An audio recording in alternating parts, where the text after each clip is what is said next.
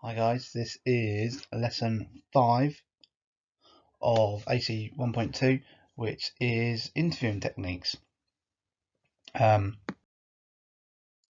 we need to look at two things today. We need to look at how we interview witnesses, okay, then also how we can talk to interview experts in a particular field so we can get more knowledge quicker. Okay, really interesting topic, especially the first one, I think. So eyewitness testimony, so that's the posh term for anyone who can give an account of an event. Okay, so witness, a victim, anything. Okay, so the idea is that they kind of give their information as best they can. Juries love eyewitness testimony. Can you imagine being in a court saying, and you're saying, I saw it and it was that person there, it was you. Okay, the jury going to go, wow, people wouldn't lie, they're not going to make this up. However, what we know is that people's memories are really bad, okay? And we should be really wary of this. Those of you who've done psychology, you've done Loftus and Palmer, so you know a little bit about the unreliability of eyewitnesses. So use that information here, okay? So what happens, so a brief overview of how your memory works. You see something, you process it, it goes into your long-term memory, okay, and but it's when it gets stored, things change. So loads of things can influence it. So talking to other people, time, okay, and then when you're asked to give a statement, your memory is like the best account it can be. So there's loads of things that can influence your memory. It's very rare that your memory will be 100% accurate, and it's not saying that you're lying at all. It's just that your brain processes it things. So you think you're right, you're just not. Okay. And to show you how bad your memory is, think of what a 10p coin is, and with as much detail as possible, try and draw both sides of it. Okay, front and back. So pause the video, then have a go. So these are what they could be. The newer ones are on the right hand side. So did you even know what way the Queen's head went? Any idea of what it's the writing? You see these all the time. Okay, so it probably shows you that your memories aren't as good as it could be. Okay, this is the case. You can either do this now or at the end. These are two really good cases of a mistaken eyewitness. I really like the Ronald Cotton one, but I really don't mind which one you do at all. Okay, so the key thing is here is what happened, and then what do the cases tell us about eyewitness testimony? What people see, is it good, reliable, or is it not so?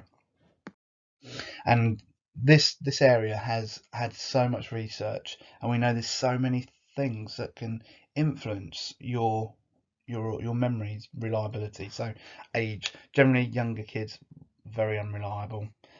You're very good at people are better at recognizing the same race as them. Anxiety and stress, so how scary the event was, that can influence you.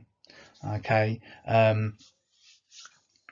if there was weapons, if people wore masks, how long it took to be asked to recall your information, loads of different things. So psychologists have researched these. Okay, and this leads on to the kind of the most important part of the work today, is how we actually interview witnesses. So in the old days, you would just have something called a standard question from the police, which was a list of questions, and they just wrote their answer down, also videoed it and tape recorded it if you're actually in the station. Okay, and we kind of began to kind of see that this was not very accurate. So people called Geiselman and Fisher developed a technique which kind of hopefully opens up your memory a little bit more. Okay, so they try and tap into loads of different things about the event, and hopefully that triggers more details. So do the YouTube search here, and it'll tell you everything about it as you need to know it. Okay, and just kind of go through it briefly with you. There's 4 parts. You report everything, you recall it in different order, reinstate your context, so your feelings, go back to the place, and try and then lastly see what people could see from a different angle. The most important one here is step 3, the context reinstatement. You've got to pretend you're there. What did you smell? What could you see? What did you feel like? That is the most important aspect of this. And basically we found that this helps. Okay, so we got more detail. Okay,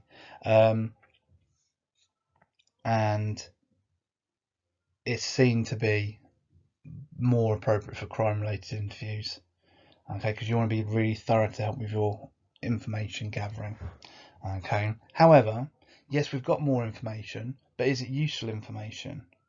Okay, because obviously what's important is that you get good information. So when people give more information, there's going to be more wrong information as well.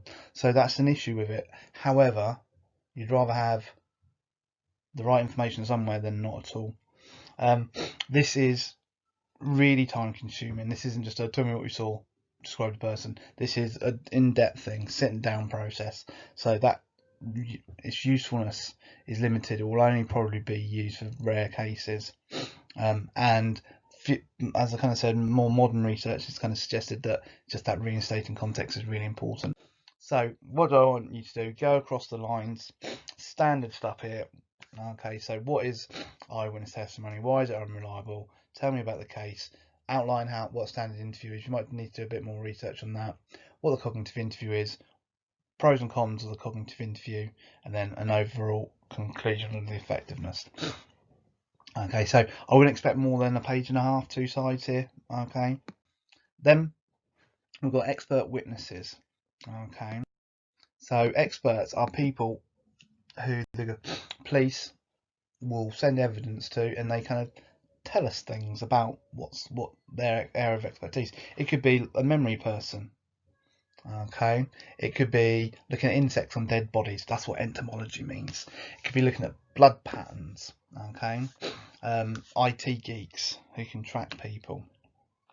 Okay, so it's really important that the police have dialogue with these, and then they can use the information, and these expert witnesses can be then called upon to give evidence at trial if needed. Okay, so for example, an entomologist is all about insects, and so can basically find out lots of things about if what type of insects on the body, how long it's been dead for. Okay, it's obviously a rare but cool thing, and kind of show the life cycle of a fly, which will tell you how long the body's been dead for. Okay, so useful, you can get information you wouldn't have known, so this strengthens your case. Specialist and qualified view, so we should be able to trust them, and they should be independent. However, people can make errors, because people can.